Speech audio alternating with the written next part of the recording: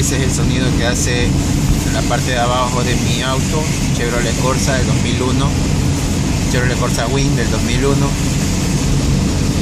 No sé debido a qué es, que lo provoca.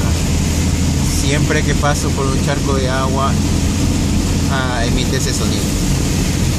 O cuando acelero violentamente.